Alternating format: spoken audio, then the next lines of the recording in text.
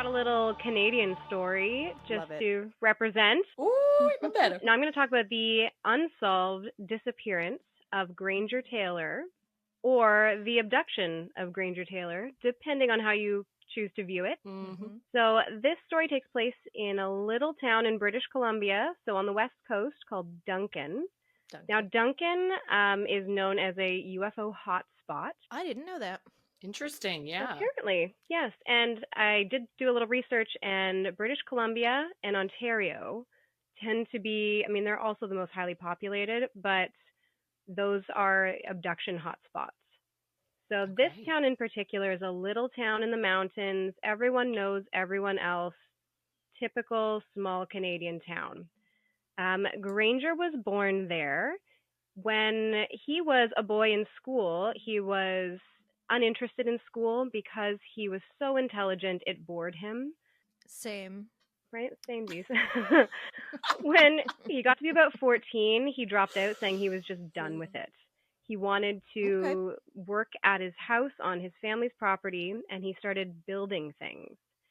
He would gain a reputation in the town of being a mechanical genius.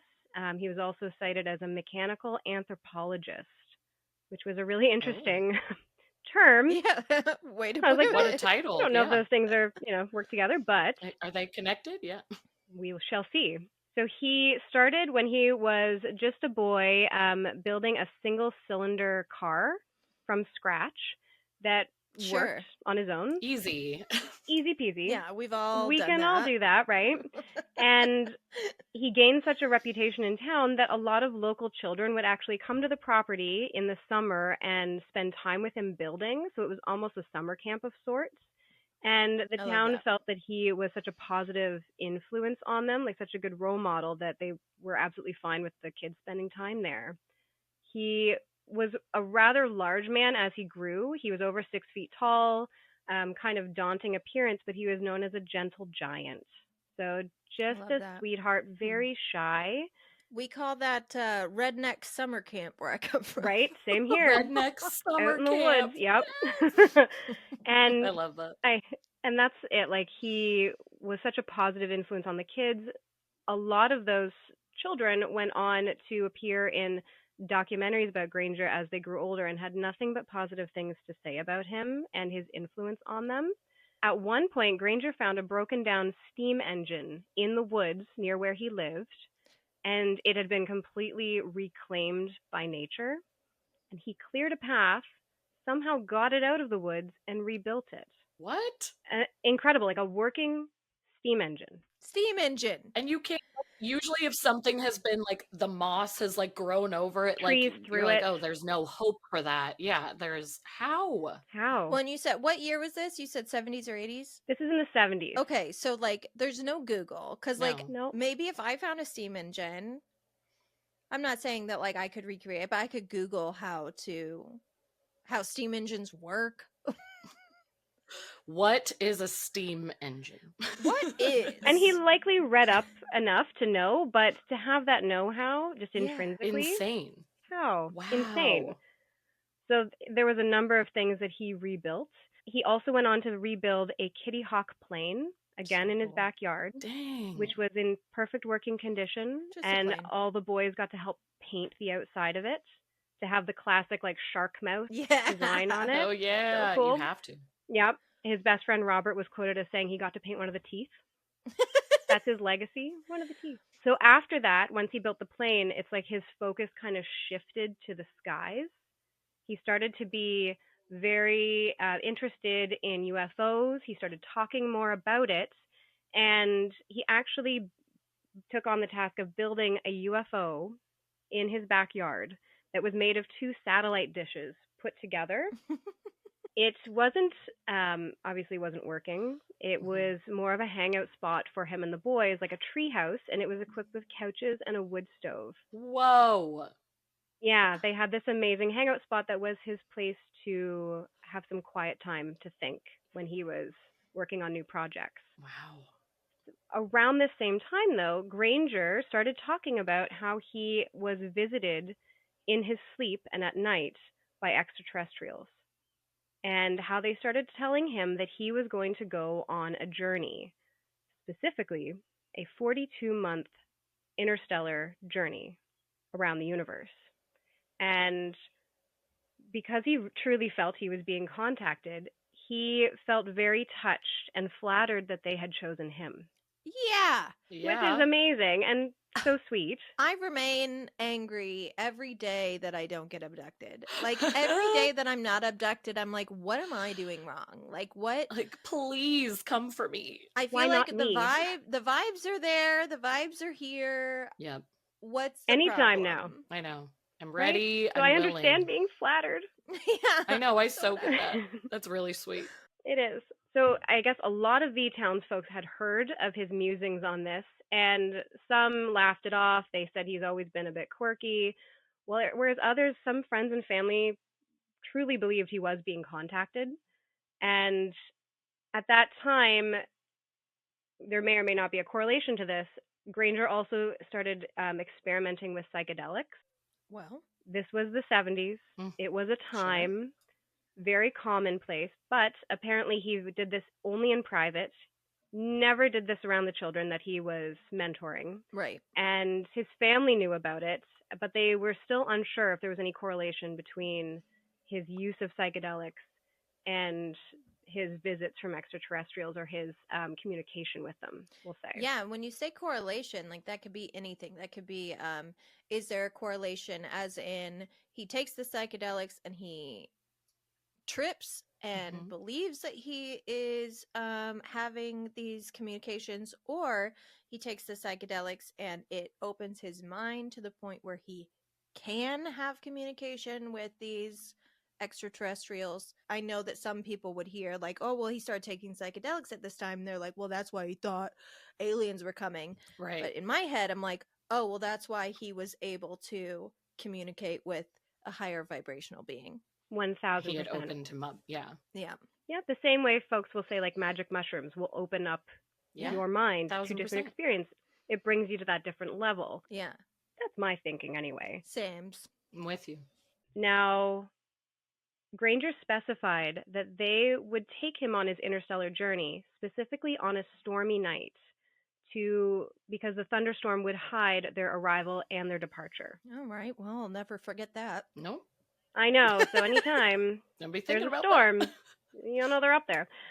So on November 29th, 1980, Granger visited a local diner and spoke with all the patrons about how he was leaving on his journey, and it was as if he was saying goodbye to everyone. Mhm. And now, because he was a fixture in the town, everyone laughed it off and essentially laughed him out of the diner. Right. Didn't really take him seriously. After that, he went over to his friend Robert's house, almost to say goodbye to him, and then he got into his pickup truck and he drove up onto Mount Provost, which was the mountain closest to the town, in the middle of a thunderstorm. Now, in the middle of the night, a large boom was heard up on the mountain, and residents were quoted as saying, "Oh, there goes Granger," as if they knew, there he goes, he's off. That was the start of the journey. That was the start of the journey. Now, his parents, in the morning, they woke up to a note that read, "Dear Mother and Father, I have gone away to walk aboard a spaceship. As recurring dreams assured, a 42-month interstellar voyage to explore the vast universe and then return. I'm leaving behind all my possessions to you, as I will no longer require the use of any. Please use the instructions in my will as a guide to help. Love, Granger." So before his disappearance, Granger had altered his will to negate the use of the word death and instead use departure. Okay. Okay. So he was planning this for quite a while, Yeah. Oh, yeah. right? He knew it was coming. He knew he was leaving. Mm-hmm. He knew he was leaving. And his family held on to the hope of his return. His stepbrother actually spent the night that he was set to return after 42 months out in a boat watching the skies, waiting for him. Oh, my So God. they truly did believe that he was coming back. Yeah. However, Granger was never seen again. He did not return from his journey, but his family and friends still hold out hope that he may return someday. Well, here's the thing, 42 months Earth time? Who's to say? Whose time? What are we Whose talking time? about here? Yeah. No, that's very true. That's a good point. I'm theorizing that in the year like 2170, Granger's gonna show up again and be Yep. like, "Where's my family?" And everyone's And gonna he be like, hasn't "Oh aged. no!" And he hasn't aged, and he's still 6'3". Yeah, look exactly the And- same, and everyone will be like, Oh. Yeah, and his family's gonna be long gone. Oh, But I'm with you. I think he's out there. yeah. his story endures. Mm-hmm. And now, one thing that I found that I had watched a documentary on CBC about Granger called Spaceman, which is excellent if you can check it out. But it wasn't on that. I heard it on a different podcast that Granger's father actually disappeared when he was 7 years old. What? So, yes, which I didn't realize. So his father went out on a fishing trip and never returned. No body was ever discovered. He was just gone. Just vanished. And as a little boy, that could have quite an impact on you. Of Definitely. course. His mother then remarried a lovely man who had children of his own, so he was in this large blended family. But strange, like the juxtaposition of two people in the same family disappearing Yes. without I any never trace. knew that piece. Like, did his dad just come and get him? Yeah, that's true. Like, Like he was coming to pick him up. yeah, if we actually did have people who took, Close Encounters seriously, which we do, but like on a mass scale, Hmm. we could have a record of generations of people, because it does seem as though parents of children who have UFO experiences, it almost seems genetic. Mm-hmm. Yep. It seems like almost like the ability to witness the paranormal. Right. I don't know if it's the ability to witness UFOs and extraterrestrials or whatever they Or if are, they're drawn to Mhm. you. or if they're drawn to you. If they are, in fact, studying us, we do that. Yeah. We do that with, with different animals. Like when we're studying like white lab rats, we're studying generations of white lab rats. Right. Yep. Now, white lab rats reproduce freaking immediately, so we can study 10 generations of white lab rats and what their bodies do and what they pass on in their genes in a matter of months. Time's probably different for them. They probably do the same thing to us. Yeah. It's That's true. very true. There's a great Steven Spielberg miniseries from way back when called Taken, and it is about generations of folks being abducted and the family trees and how they all, intersect. I have to find that. And because I I know. think he had looked at stories that it's all tied together. Right. It seems to be a thing. There's an episode of a documentary series on, I think it's Hulu, that features Granger's story as well. Hmm. And I don't remember what it's called. Hold on, let me see if I can find it. I feel like that's how I heard about Granger, to be honest. I think I know what you're talking about. Yeah. Also, I did find out that the province of British Columbia actually purchased his steam engine, and it's on display at the BC Forest Discovery Center. Oh, So if anyone's from BC, they can go check out his steam engine. There's so much that is sweet about this story. Like I love like the Yes. believers, the supporters, like how wholesome Granger was. Like the like waiting in the boat for his return. Like there's so much that I'm just like I love it. Now, I will say there was a pickup truck that was discovered on Mount Provost years later that looked as if it had been blown apart by an explosion. Mhm. And there were bone fragments found near the truck. However, this was so early in DNA testing that they could never conclusively say that the bones were Granger's. Mhm. So the local coroner was like, "Yep, that's him," but they have no idea really. Yeah. And that was also something that Granger had mentioned, that the extraterrestrials planned on blowing up any evidence that he had been up on the mountain, including his truck. Well. Part of the plan. I was gonna say, I know about the truck being found, because there was so much. First of all, that's what skeptics will point to Exactly. in this story course. and be like, he went up there and he killed himself. Yeah, it was a total hoax.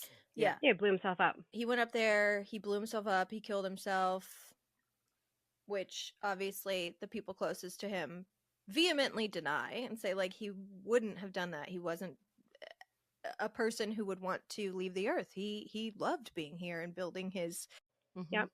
machines in the woods with his friends and apparently eating mushrooms. This is my kind of guy. I Okay, know, this right? is the kind of friend that I need. I want to hang with this guy. We all need a Granger. I know, right?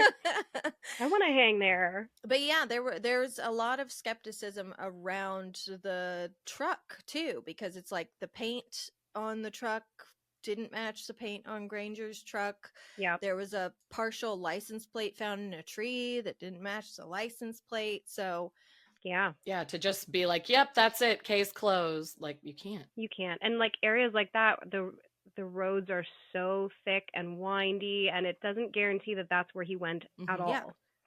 Agreed. And other people could have been lost. Like there's probably a number of different broken down vehicles Right. up there. The Hulu series is called Out There: Crimes of the Paranormal. I've talked about it on the show before, actually. Yeah, it's probably why I watched it. Yeah, I think Granger is the second episode, Interstellar Voyager. Oh, And I think he's out there. I think he's out there. Me too. I think that It's fun to believe. it is fun to believe. It's right. If aliens did want someone that want a person, I think Granger is exactly the kind of person they would want. 1000%. It makes total sense.